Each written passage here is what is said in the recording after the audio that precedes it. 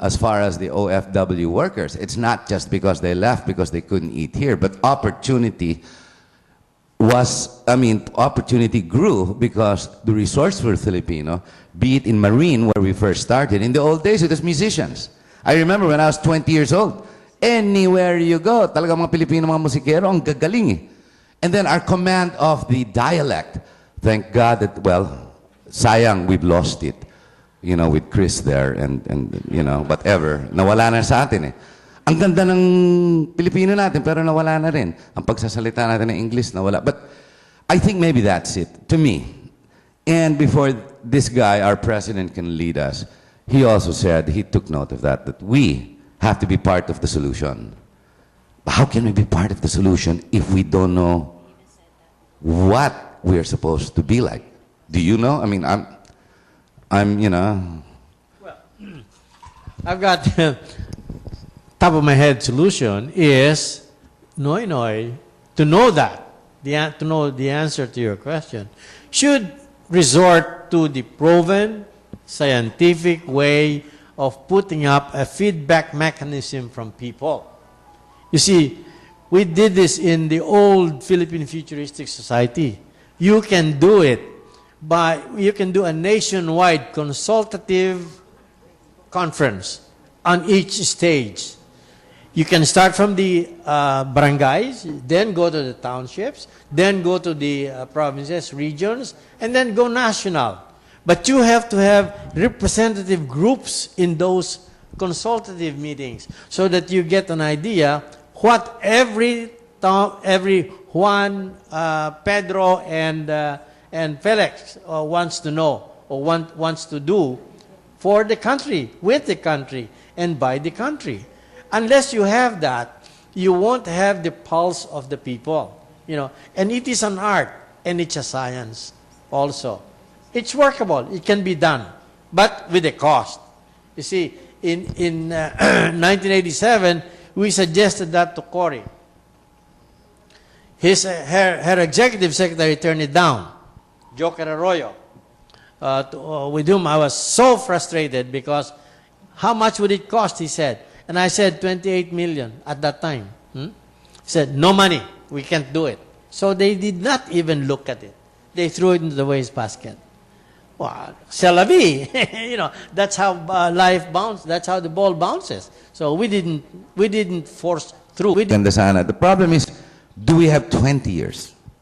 When we're 150 million people, then we have a problem. But you know, that issue of population, as far as the church is concerned, there's no relationship. The RH bill and overpopulation is not a problem. The problem is, according to the church, the problem is because the leadership is not doing their rightful job. Hindi binibigyan ng trabaho, hindi ginagamit. Mali daw yung, but either way, tama ba yung population of growth? Sinasabi nila, it's good, China. Kaya nga China yan, kasi 1.2 billion yan eh. America is growing at 320 million. When I was a kid, it was 230 million. Indonesia now is what, 310 million. But they're a force to be reckoned with because of their population. But the church is saying, no, it's the other way around. It's the government. They're at fault because they don't know what to do. Let's grow and multiply. Di ba? Go yonder and multiply. Makinig pa sa UP ang Well, anybody else? I'd like to add on to your point a while ago with regard to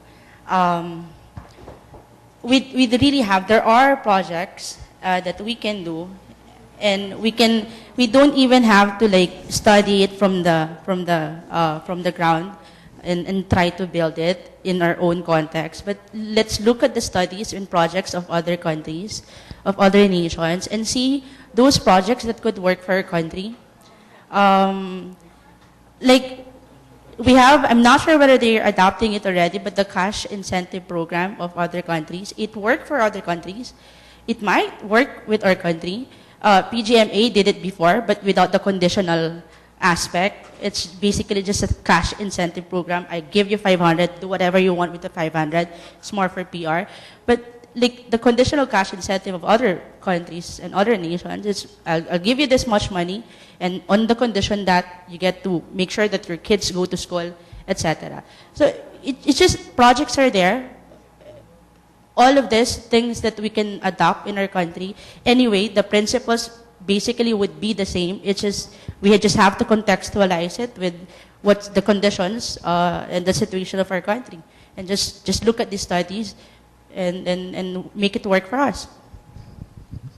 Well, just to add something to that, I think this president also should look at the OFWs. You see, Gloria Arroyo did something else to justify what she wanted from the OFWs.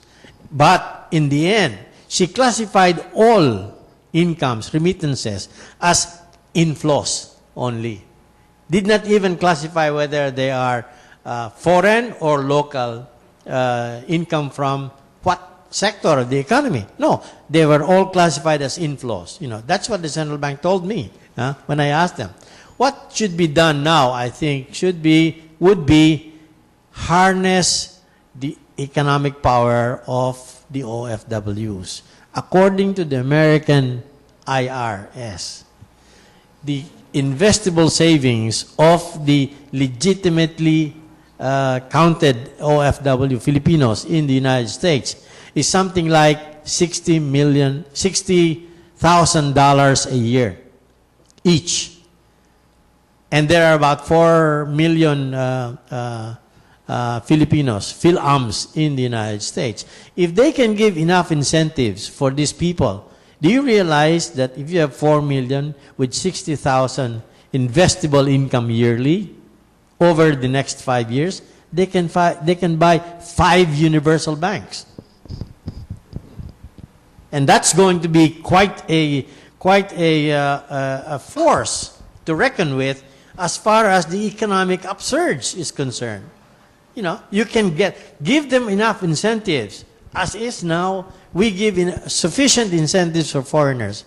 But do we give them to Filipinos? No. We even tax them.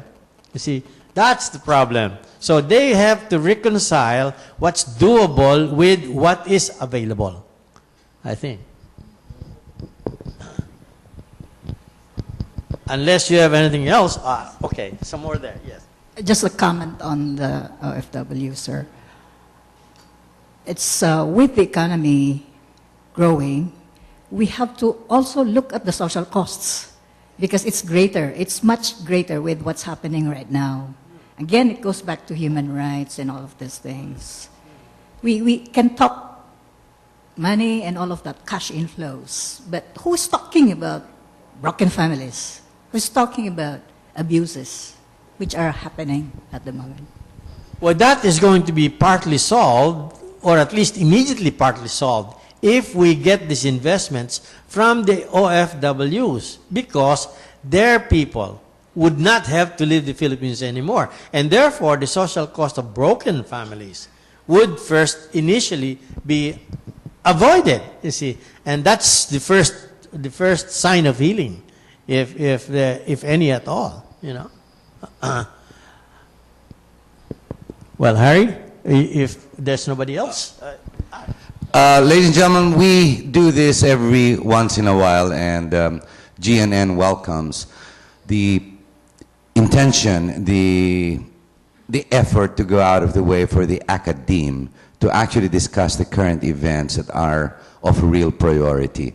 It is not enough that we go out or the academe go do their own thing based on the curriculum, but to understand the real issues, ika nga taong bayan. And on behalf of GNN, this is exactly the effort. I guess we're trying to speak out on behalf, as a people, as a Filipino group of different whatever, trying to talk to the president to make a recommendation.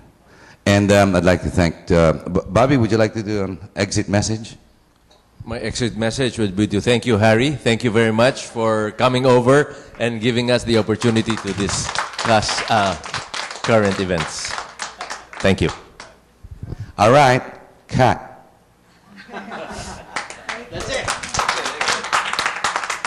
See it tomorrow. And on YouTube. Mahaba yan, ha?